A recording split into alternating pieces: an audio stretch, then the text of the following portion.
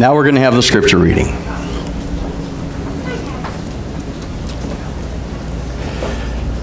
And we have the voice.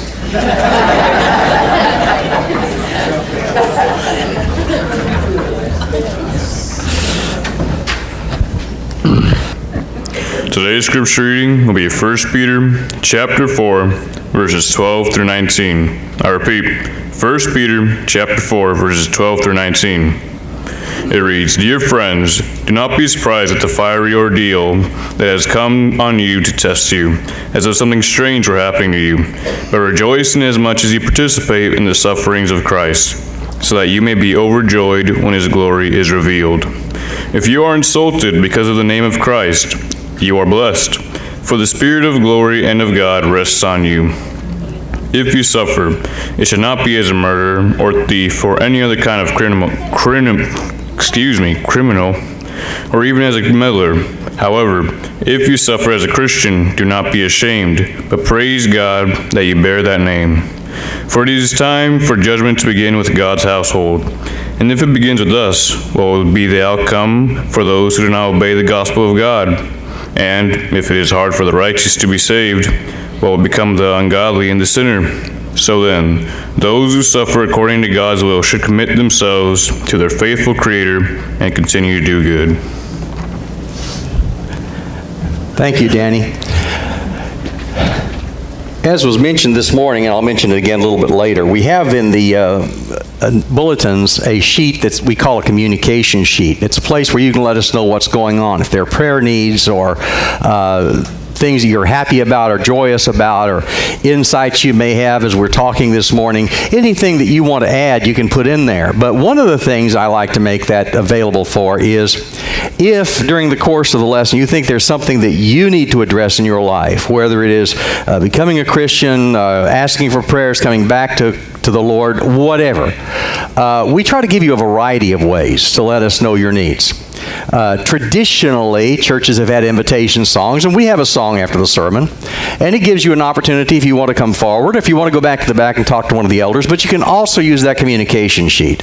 So let us know if there's a spiritual need, and let us know in the way that's convenient to you so that we can address those needs. We're continuing our series of lessons on 1 Peter. In 1 Peter chapter 4 today, verses 12 to 19, we're doing 1 and 2 Peter in this series called Rock Solid. And as Doug was teaching his class this morning on Philippians 2, verses 12 and 13 and following, I was thinking about how much what Peter says in these verses kind of dovetails into what Paul was saying there in Philippians 2. Paul starts off with the example of Christ in the verses leading up to verse 12, and God exalting Christ because he didn't exalt himself. He humbled himself. And then he talked about the way Christians should respond by living as Christ lived. And that's sort of what we've got going here in 1 Peter chapter 4, verses 12 to 19. Maybe you've seen this advertisement. Maybe you haven't. Lost dog. You see these all the time. Lost. Three-legged mongrel dog, blind in left eye, large scar on front, bullet wound behind right ear, left ear missing, tail broken in 3 places, no teeth, recently castrated, answers to the name of Lucky. Have you ever felt like that? Yeah. You get up in the morning. You're going to beat the selfish people to Starbucks. And so as you're driving through Indian Wells on 111, this is what you see. But the officer, we know why it's Indian Wells, right? Okay. The officer, though, doesn't stop you. He just waves at you and smiles. Now, when you get to Starbucks, what are you thinking? Are you feeling guilty? Are you thinking to yourself, wow, thank you, Jesus? Or are you thinking, I really feel bad and I deserved a ticket, and as soon as I'm done with this coffee, I've got to go back and, turn myself in? What are you thinking? Now, a few days later, you're running late to church and you're driving down the same highway, and this time you see another officer and he stops you and he gives you a ticket. Now what are you thinking? How can God let that happen to me? I'm on my way to church. I'm on my way to worship. I just don't understand. We struggle with the question of suffering. Why does God allow so much suffering in the world? Philip Yancey wrote a book several years ago now called Where is God When It Hurts? And he starts out positing this thought. Most people think God did a pretty good job of creating the world. But he made one glaring mistake. And that is the existence of pain and suffering. And the world would be ever so much better if God just hadn't put that element into his creation. Now, don't we generally feel that way? The world would be so much better if we just didn't have to have pain and we didn't have to have suffering. He's written a later book, a sequel to it. It's called Why? The Question That Never Goes Away. And that is a question. It's asked over and over in the Bible. The book of Job. The whole book is about why. And that's the one question God never answers. We're not going to get the answer to that question, folks, until eternity. And then we're going to go, now I get it. But the fact is, right now, we struggle with it. Well, Philip Yancey was being interviewed about this new book. And while he was being interviewed, something occurred to him. And he said, there's a question that's much harder than where is God when it hurts? And that is, where is no God when it hurts? And he said, here's what I mean by that. He says, he was invited to speak at Sandy Hook after the tragedy, when 26 people were shot down. And he was invited by the parents in the community to come back and speak. And he said this, he says, I've been reading the atheists and the things they have to say about suffering. And I noticed that these atheists are never asked to speak at such places as Sandy Hook, because whatever they would have to say would never be of comfort to the parents. Think of it. What do atheists have to say? Well, they have this to say. They say, well, the universe is random. Bad things happen. That's just the way it is. That doesn't give any comfort to anyone. But instead, hurting people will ask a preacher or a Christian author like Yancey to speak at those places because the Christian stands up and says, yes, what happened is terrible. It's awful. It's evil. And it should never have happened. And we should do whatever we can to make sure it never happens again. But there is a good God who can bring good out of evil, who can make good come out of bad things. And there's the difference between the Christian perspective on life and the atheistic perspective on life. Peter's 21 times in the book of 1 Peter, he focuses on this issue of suffering, making sense of suffering.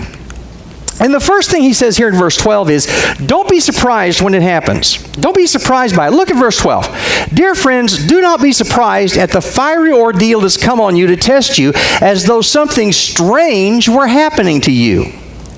Don't think it's weird or bizarre or unusual when you suffer. It's not. Everyone suffers at some point in time. And your suffering is different, but it's no greater or no less than the suffering of other people at times. Events like 9/11 make people ask the question, why do bad things happen to good people? Upward of 3,000 people died. They weren't enemy combatants. They weren't involved in any kind of criminal conduct. But they died because a handful of extremists decided that they were going to try to strike America when they had the opportunity. Reader's Digest told a story about September 11. It was about Flight 93. That's the flight that crashed in that Pennsylvania field. And the story told about several phone calls. And I went on the internet today, this weekend, and looked, there were a lot of phone calls that were made by the people on Flight 93 in the moments before it crashed in that field in Pennsylvania. One of the phone calls was by a guy named Tom Burnett. He called his wife, Dina, and the conversation went something like this. Our plane has been hijacked. There are 3 men on board who say they have a bomb. They've already killed one passenger. Please call the authorities. And she's thinking to herself, this sort of thing can't happen to us. We're good people. We have good kids. We have good jobs. Life is good. Things like this don't happen to people like us. But here it was happening to her. It raises a question. And people struggle with this question. Christians struggle with this question. Way back in Augustine's day, he struggled with the question, if God is, why is there evil? If God is not, why is there good? You know, we always look at the negative side of that question. We never look at the positive side of that question. It's a thing called a theodicy. And it's one of the reasons that a lot of people jettison belief in a good, loving God. They say things like this. If God is, as Christians teach, both omniscient and omnipotent, how do you explain the existence of evil in the world? If God doesn't know evil exists, then he's not omniscient. If he's powerless to do away with evil, then he's not omnipotent. And if he knows it exists and he can do something about it, but he doesn't, then he's not good. And that's their reasoning. C.S. Lewis was raised atheist, and he convinced himself by reading the Bible that Christianity was right. He said, if the universe is so bad, then how on earth did human beings ever come to attribute the universe to the activity of a wise and good creator? Where did we ever get the idea of a good God if the world is so bad? Whenever you think about that, you need to think about it. 90% of the people in the world believe in a good God. Now, they may have different conceptions of that God, but they believe in a good God. Where did that idea come from? If there is no God, then there are no ultimate values. If there are no ultimate values, then there's no such thing as good or evil. Our whole system of law is based on the idea that there is conduct that is good and there's conduct that is bad. The existence of good and evil. Where did we get that idea? Now, Peter uses an interesting word here in verse 12. He talks about a fiery ordeal. And, sometimes when we read over the scriptures, we kind of read past things and we really don't stop and dwell on them and think about what's going on here. Peter's writing this, most people believe, in the fall of 64 AD. What's the significance of that? In the fall of 64 AD, Peter was a prisoner in Rome. This is the same Peter who said, honor the emperor, back in chapter 2. Fear God, love the brotherhood, respect all men, honor the emperor. The emperor in 64 AD was a fellow you may have heard of. His name is Nero. For 9 weeks, beginning on July 16, 64 AD, for 9 weeks, Rome burned. Now, what happened is this. It was, most people think today, and even back then they thought, it was kind of Nero's attempt at urban renewal. Because what he did was the slums in the central part of Rome started burning. And when people tried to put the fires out, not only did the Roman soldiers prevent them from putting the fires out, but they even started their own fires. Now, you've heard that old saying about Nero fiddling while Rome burned. We don't know if he could fiddle or not. But we do know he was delighted to see that part of the city go up in smoke.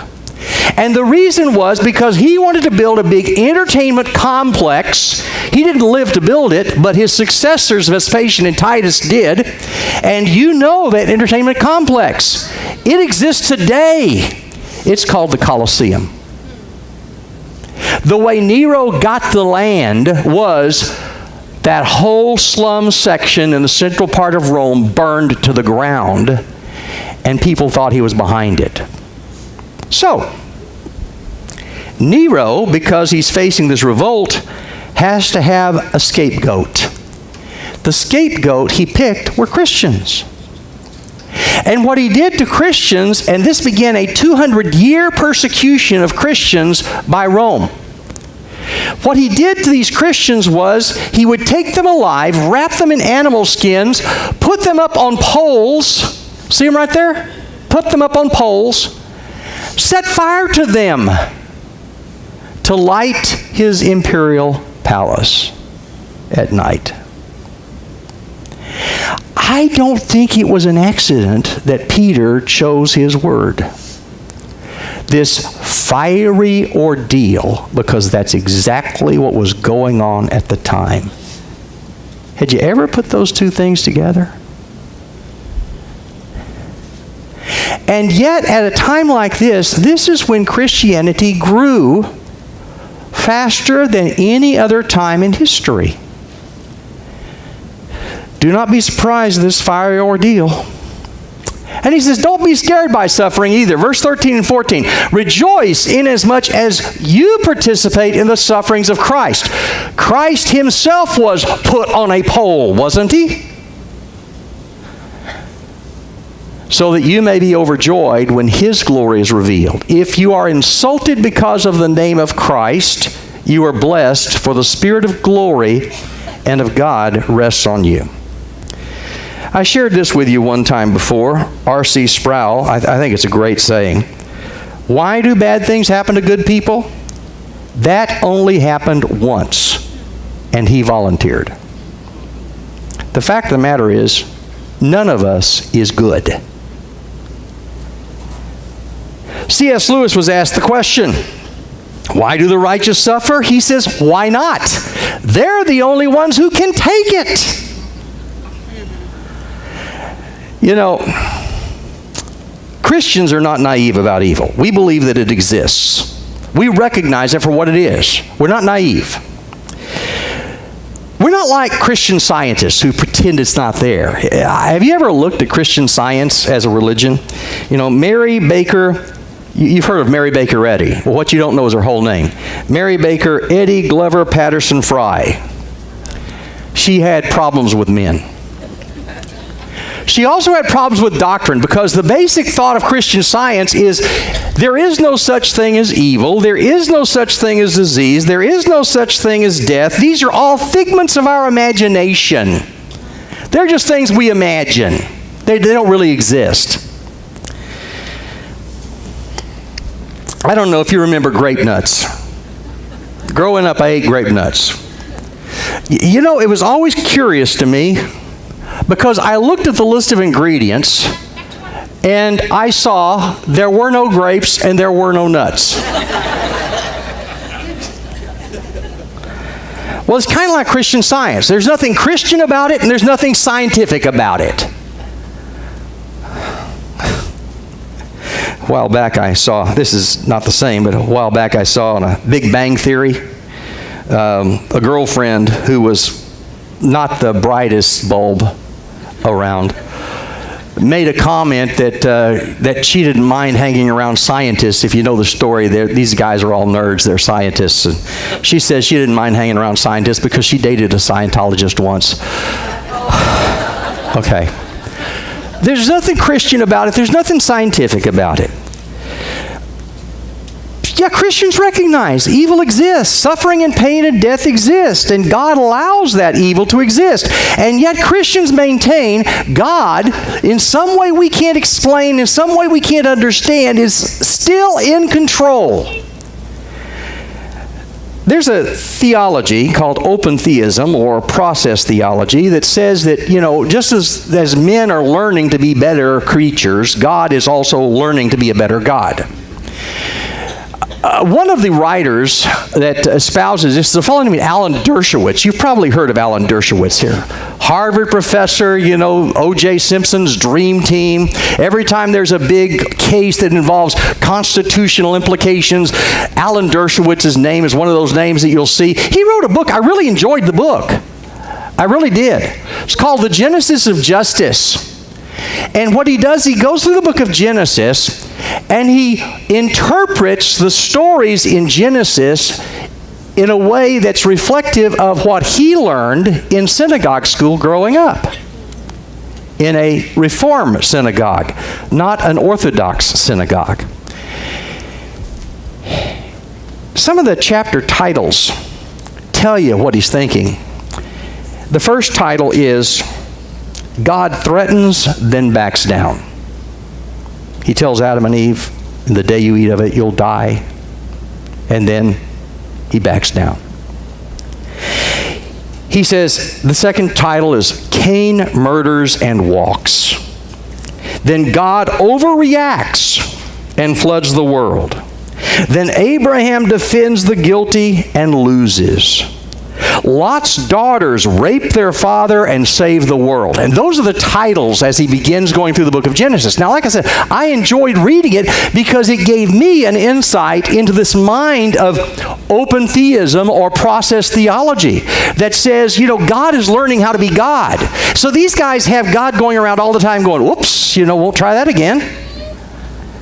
And that's not the way we believe about God. We believe that there is a reason, even for the bad things that happen, even if we don't understand it. Here's what Peter said earlier, 1 Peter 1, verses 6 and 7. In this you rejoice, though now for a little while, if necessary, you've been grieved by various trials, so that the tested genuineness of your faith, more precious than gold that perishes, even though it is tested by fire. See that fire theme again? May be found to result in praise and glory and honor at the revelation of Jesus Christ. We may never understand why bad things happen. Paul didn't understand why bad things happen. 2 Corinthians 12, he talks about the fact, because of the surpassing revelation, greatness of revelations, to keep me from exalting myself, there was given a thorn in the flesh, a messenger of Satan to torment me, to keep me from exalting myself. What's Paul saying? He's saying, left to myself, I'd be proud of me. I'd be boasting about my accomplishments. I'd be bragging about, see how great I am? I'd be tweeting all the time about how good I am. That kind of stuff, okay?